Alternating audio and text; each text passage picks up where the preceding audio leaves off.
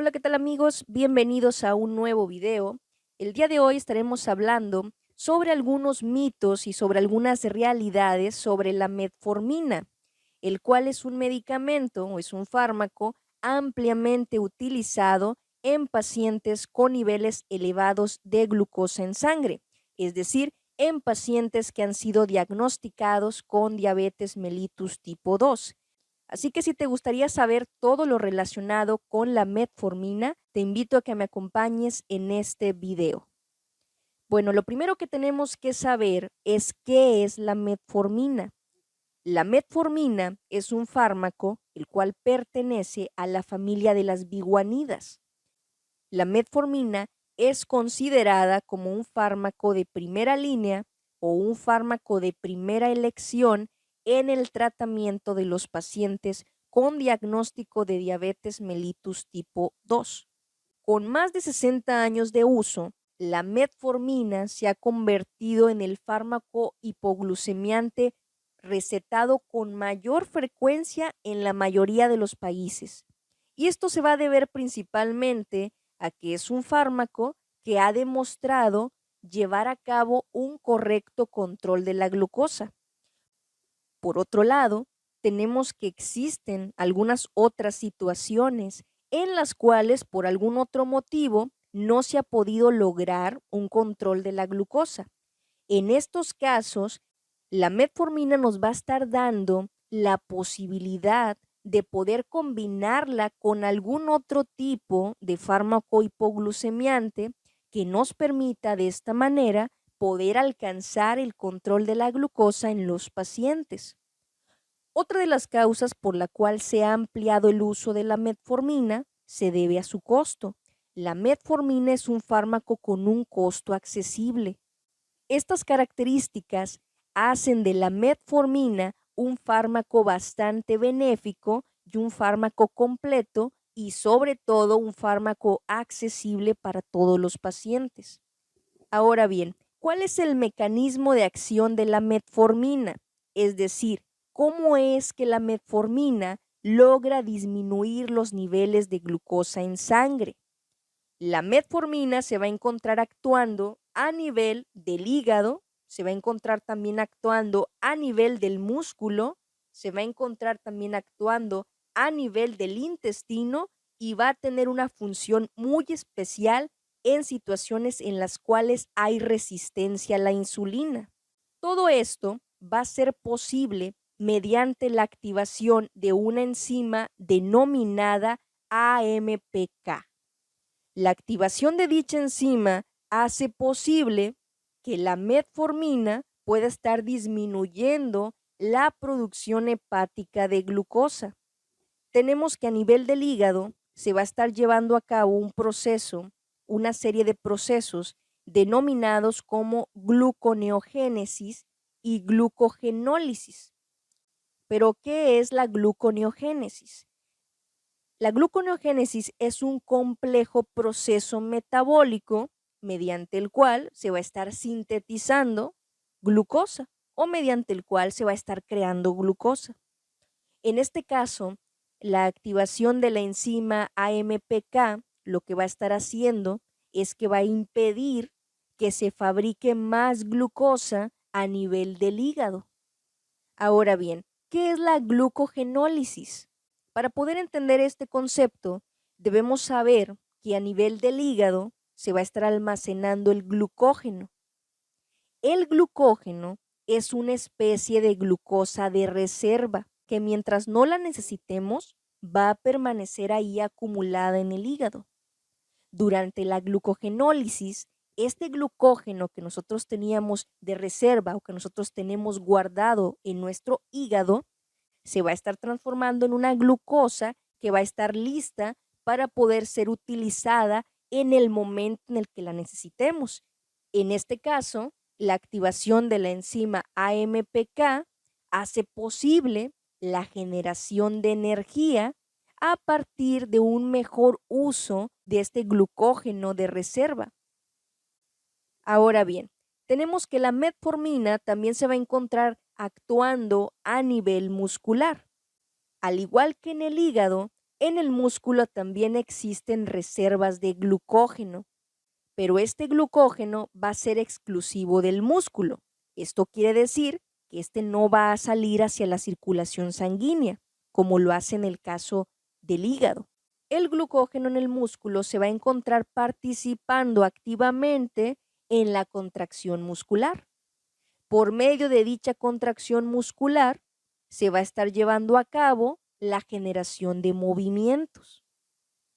Ahora bien, a nivel del intestino, la metformina se va a encontrar disminuyendo la absorción de glucosa a nivel gastrointestinal.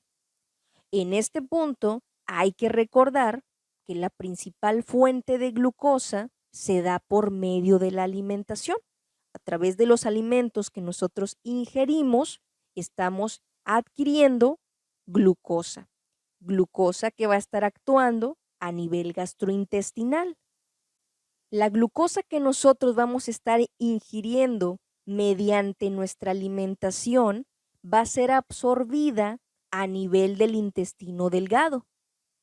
Posteriormente, esta glucosa se va a encontrar interactuando con una serie de receptores, los cuales se van a encontrar ubicados en la pared intestinal, para de esta manera poder ingresar a la circulación sanguínea. Por este motivo, la metformina a nivel del intestino se va a encontrar disminuyendo la absorción de glucosa proveniente de los alimentos. Y por último, dentro de los mecanismos de acción de la metformina, tenemos que además de todo lo que hemos mencionado anteriormente, también se va a encontrar generando un incremento de la sensibilidad a la insulina. Pero, ¿qué es esto de la sensibilidad a la insulina? Resulta que una vez que la glucosa se encuentra circulando de manera libre por la sangre, esta glucosa tiene que llegar hacia todas las células del organismo para de esta manera proporcionarles la energía que éstas requieren para poder llevar a cabo todas sus funciones. Pero no va a ser suficiente solo con llegar, sino que esta glucosa debe de poder ingresar al interior de dichas células para de esta manera poder llevar a cabo su objetivo. Pero para esto va a estar necesitando a la insulina. ¿Pero qué es la insulina? La insulina es una hormona producida por el páncreas. Su importancia radica en el hecho de que va a ser muy necesaria y muy importante para poder permitir el paso de la glucosa que se va a encontrar en la circulación sanguínea hacia el interior de la célula. Por medio de este proceso llevado a cabo por la insulina, se va a estar evitando la acumulación de la glucosa en la sangre y va a estar propiciando el aprovechamiento de la glucosa en el interior de las células. Cabe destacar que dicha glucosa en el interior de las células va a ser convertida en energía que va a ser necesaria para llevar a cabo funciones básicas del cuerpo. Ahora bien, dicho esto, hablemos de la resistencia a la insulina. En algunos pacientes con diabetes mellitus tipo 2, las células pueden llegar a desarrollar cierta resistencia a la insulina. Esto quiere decir que aunque haya suficiente insulina producida por nuestro páncreas dentro de la circulación sanguínea, las células no se van a encontrar respondiendo de manera adecuada a su presencia. Por lo tanto, la célula no presenta ninguna apertura y va a resultar imposible que la glucosa ingrese desde la circulación sanguínea hacia el interior de la célula. Pero, ¿qué pasa cuando la glucosa no puede entrar en la célula? La glucosa no utilizada, la glucosa que no es aprovechada, comienza a acumularse en nuestra circulación sanguínea, es decir, comienza a acumularse en nuestra sangre. Si esta situación no se controla y permanece por periodos prolongados, con el paso del tiempo, estos niveles elevados de glucosa se van a encontrar produciendo un daño directo al endotelio. El endotelio se va a encontrar formando a una serie de capas que van a estar formando a nuestros vasos sanguíneos. Y esto va a ser responsable de la aparición de las complicaciones de la diabetes mellitus. En este caso, tenemos que como complicaciones de la diabetes mellitus podemos mencionar a la nefropatía diabética. Los niveles elevados de glucosa por periodos prolongados de tiempo van a estar ocasionando un daño directo en nuestros riñones, por lo cual podemos llegar a desarrollar nefropatía diabética. Otra de las complicaciones resultantes de los niveles elevados de glucosa por largos periodos de tiempo es la retinopatía diabética.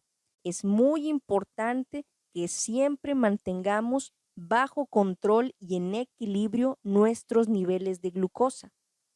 Otra de las complicaciones que también pueden llegar a presentar los pacientes diabéticos no controlados son la neuropatía diabética. Muy probablemente en algunas ocasiones hemos escuchado hablar de personas que padecen de ciática.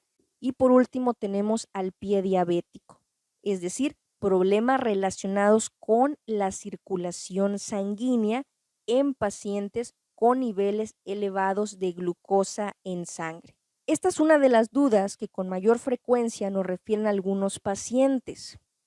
La metformina como tal no es un fármaco utilizado para perder peso, mas sin embargo, la metformina sí es utilizada en pacientes con algún grado de sobrepeso u obesidad. Pero ¿por qué se usa en estos pacientes?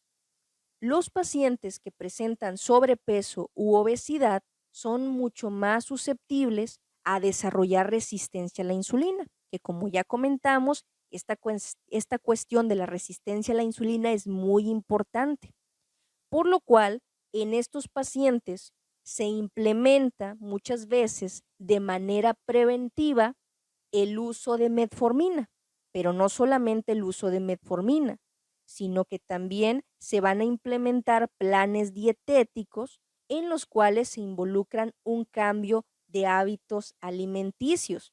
Es decir, en estos pacientes, las modificaciones dietéticas consisten en la disminución en la ingesta de grasas saturadas, de grasas polisaturadas, disminuir el número de carbohidratos, la cantidad de azúcar. También se van a encontrar aumentando la ingesta de verduras, proteínas vegetales.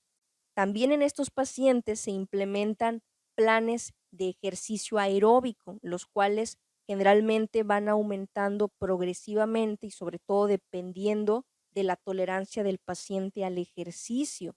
Dependiendo del apego que el paciente tenga a estas tres medidas, se puede estar logrando una pérdida de peso. Y esto, pues lo que va a estar buscando principalmente es poder disminuir esa resistencia a la insulina en este paciente, que generalmente va a ser ocasionada por el sobrepeso y por la obesidad. Otro de los beneficios que también se han encontrado en el uso de la metformina es una disminución en la síntesis de colesterol LDL, que es el colesterol que conocemos como colesterol malo. Y también se ha encontrado que aumenta el colesterol HDL, que en este caso es el colesterol bueno, y es el colesterol que nosotros buscamos que aumente, que disminuya el LDL y que aumente el HDL. Ahora bien, revisaremos los efectos secundarios de la metformina. Hay algunos pacientes que experimentan algún tipo de efecto secundario durante el uso de la metformina. Dichos efectos secundarios, en su mayoría, son del tipo gastrointestinal. Algunos pacientes refieren una sensación de sabor metálico en la boca, y esto es debido a que la metformina tiende a almacenarse en las glándulas salivales. Algunos otros pacientes también pueden estar presentando dispepsia. La dispepsia en los pacientes es referida como esa sensación de ardor en el estómago. Otros pacientes la pueden referir también como una sensación de saciedad en el estómago, es decir, esa sensación de estar muy lleno. Y por último, tenemos que otro de los efectos secundarios que se pudiesen presentar con el uso de la metformina en algunos pacientes puede ser diarrea, náusea y vómito. Estos efectos secundarios en la mayoría de los casos son momentáneos o son pasajeros y generalmente se pueden estar presentando al inicio del tratamiento. Por este motivo, es muy importante que no nos automediquemos. El uso de la metformina debe de ser indicado únicamente por nuestro médico o por nuestra médica. En el caso de la presentación de la metformina, tenemos que generalmente la podemos encontrar en tabletas de 500 miligramos o en tabletas de 850 miligramos. Lo más recomendable para evitar al máximo los efectos secundarios es que comencemos con dosis de metformina mínimas e ir aumentándolas de manera lenta con el transcurso de las semanas, hasta poder alcanzar la dosis terapéutica recomendada en el caso específico del paciente. La dosificación va a depender específicamente de la situación de cada paciente, como por ejemplo, es muy importante tomar en cuenta el peso del paciente. Es muy importante saber si nuestro paciente tiene sobrepeso o si tiene obesidad, porque estas dos situaciones lo hacen más susceptible al desarrollo de resistencia a la insulina. También es muy importante revisar los niveles de glucosa en sangre de nuestro paciente para de esta manera determinar qué tan altos son sus niveles de glucosa y de esta manera llevar a cabo una dosificación más correcta. También es muy importante revisar si los pacientes presentan algún otro tipo de enfermedad, es decir, si se encuentran bajo tratamiento con algunos otros fármacos. Y esto aquí va a ser muy importante. Si el paciente se encuentra bajo tratamiento con otros fármacos, debemos saber qué fármacos son. Y esto se debe principalmente a que hay fármacos que van a poder estar reduciendo el efecto de la metformina. Como ejemplo de dichos fármacos podemos mencionar a los corticosteroides, como ejemplo la prednisona. También podemos mencionar como ejemplo a algunos diuréticos, como en este caso a la furosemida. Al estar bajo estos tratamientos es muy importante la valoración médica, sobre todo para evitar un aumento en los niveles de glucosa del paciente, es decir, para evitar una hiperglucemia. Estos fármacos lo que hacen es reducir el efecto de la metformina. Por el lado contrario, hay fármacos que pueden estar aumentando o potencializando el efecto de la metformina, como son, por ejemplo, la cimetidina. La cimetidina es un antiácido. También tenemos que los pacientes que se encuentran utilizando digoxina. La digoxina es un medicamento, es un fármaco utilizado en pacientes con insuficiencia cardíaca. Otro ejemplo de esto tenemos a la ranitidina.